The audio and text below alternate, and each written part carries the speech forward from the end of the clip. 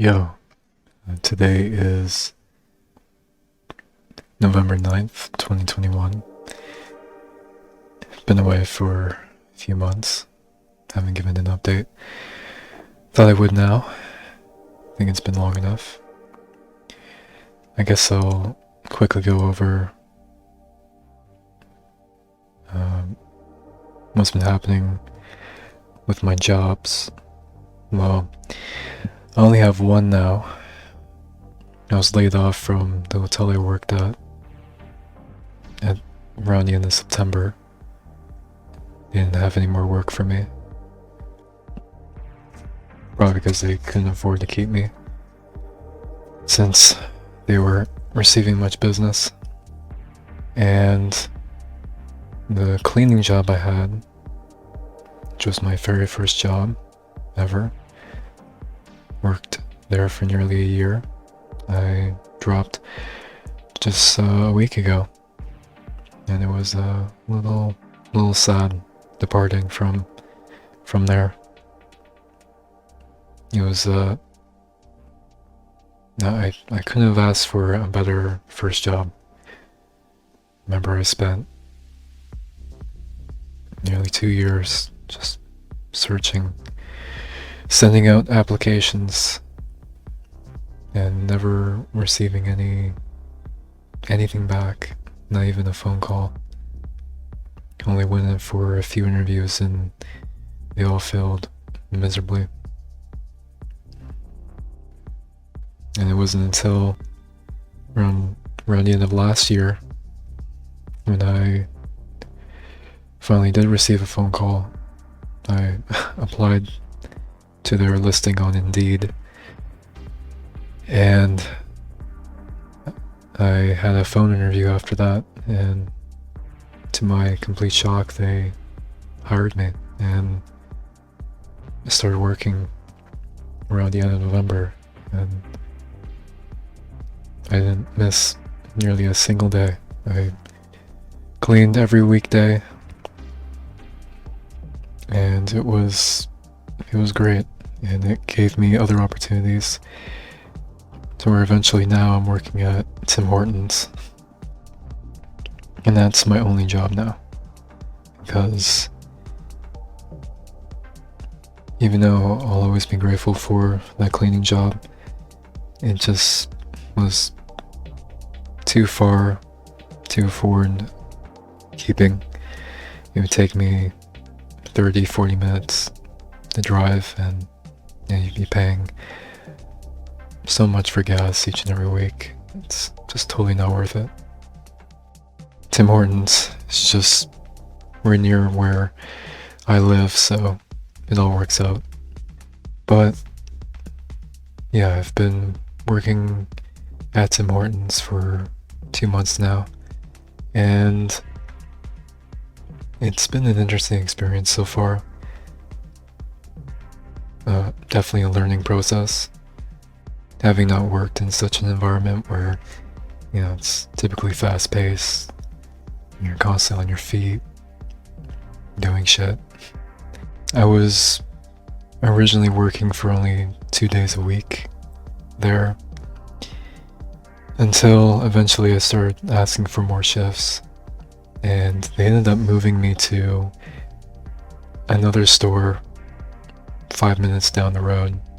The reason why is because it's just completely short-staffed. It's only a few people working there in the evenings, and it's definitely rough, to say the least. And we don't have any bakers. We end up running out of food.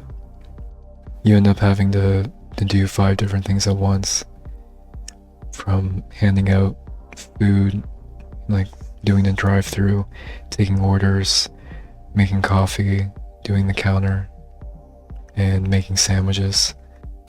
Everything at once, basically, because you only have 2 or 3 other people working.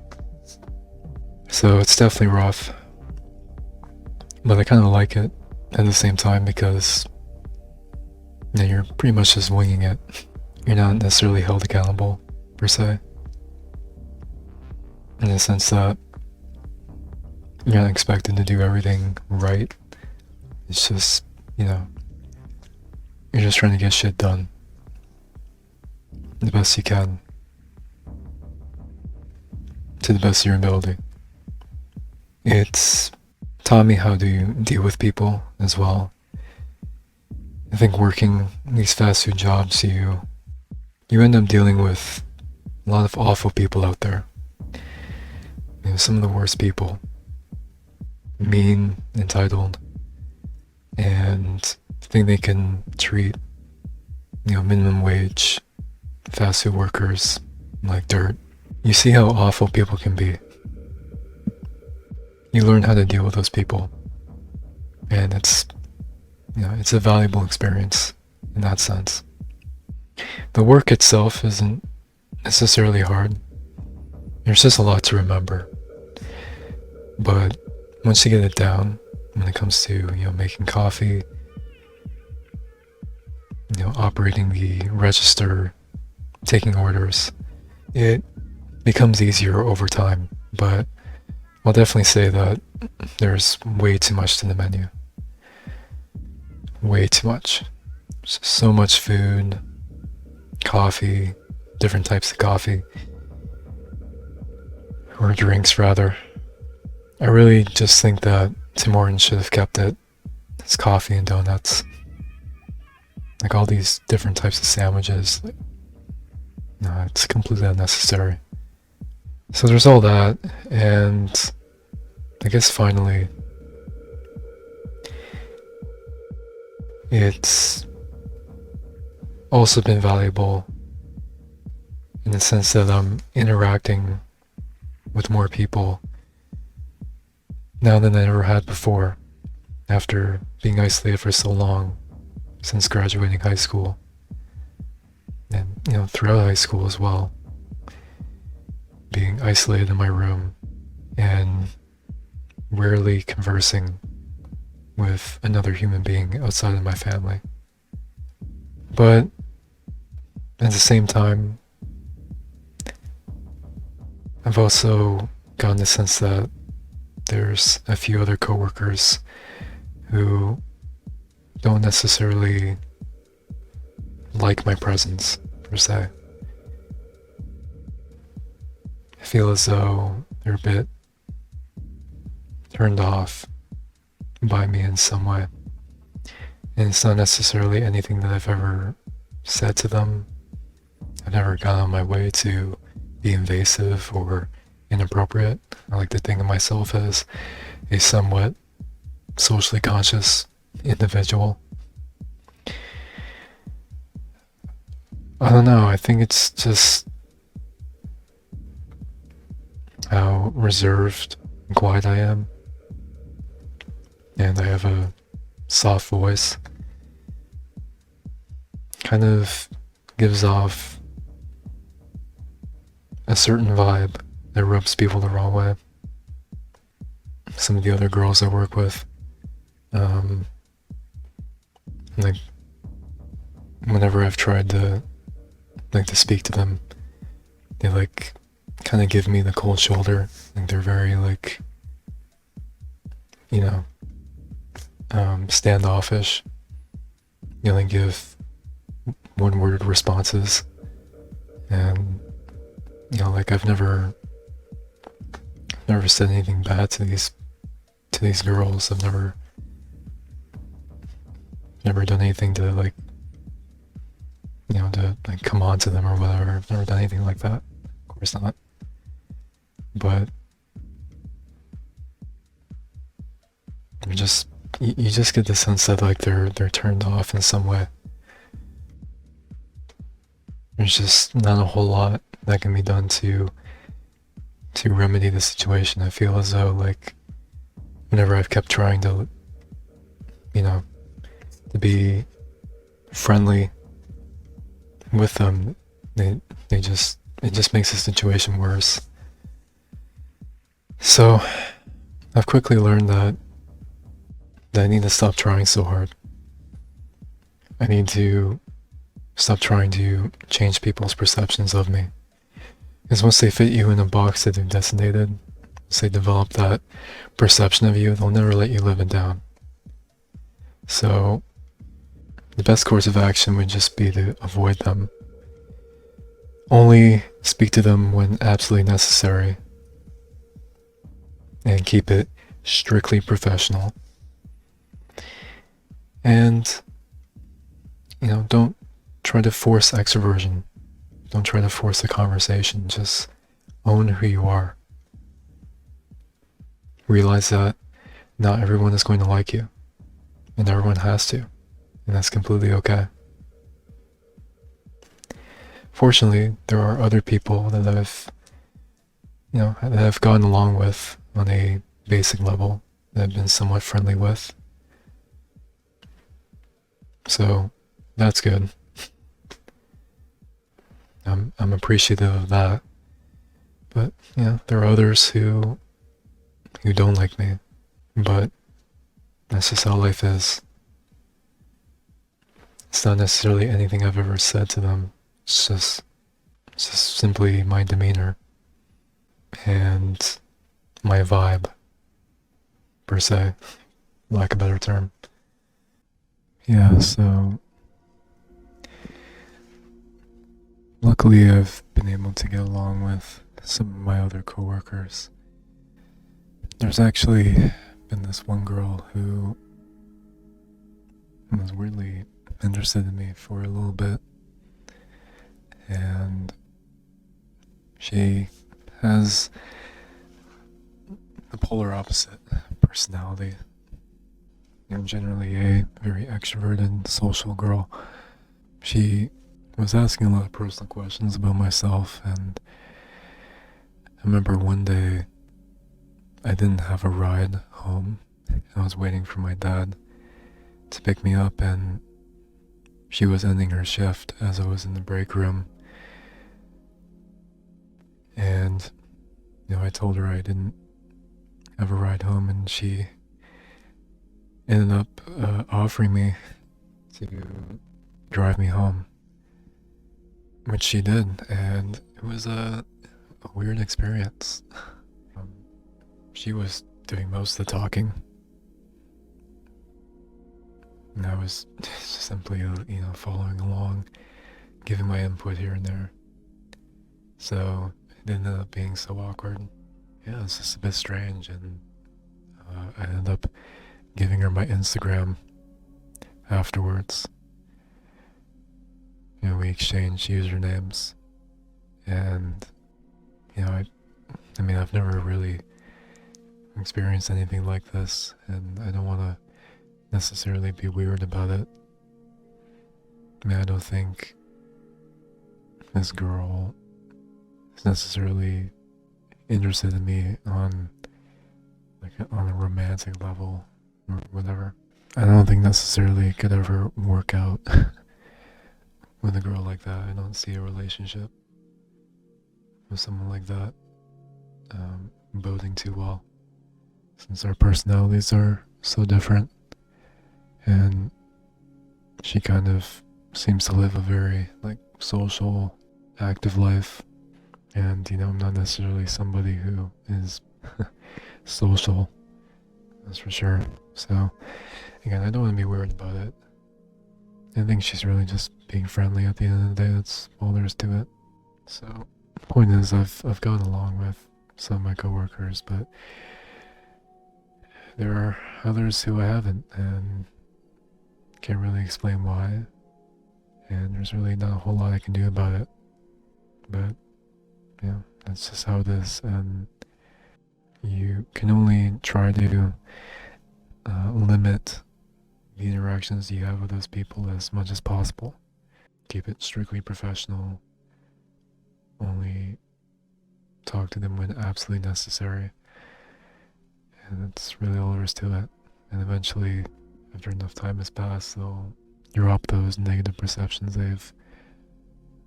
they had of you originally, and just think of you as that one coworker. And after a few years have passed and moved on to greener pastures, hopefully they'll probably never remember you. So none of this matters. None of it. It's just a moment in time that will soon pass like any other. So, that's pretty much what's been happening at Tim Hortons. But, on another note, just to move on from that, I almost thought that I wouldn't be staying here in Canada for too much longer because my parents had this grand plan to move to Colorado, which ended up being Florida. And they wanted to move by the end of the month. For the silliest reasons imaginable, mind you. My older half sister was trying to coax my parents into, selling the house quickly. Just packing up our belongings and making a last second departure to Florida. Because apparently air travel ends for the unvaccinated by the end of the month.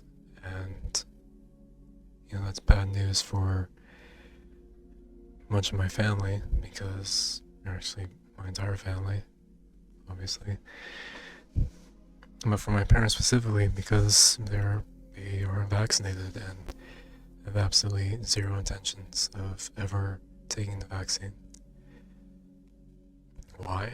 Well, you already know why if you've watched my other videos. They are just completely off the deep end. Even though there's absolutely zero reason not to. Outside of, very specific medical exemptions. But, any sort of hesitancy, people try to square the difference between anti-vaxxers and vaccine hesitant individuals, but no, that's bullshit.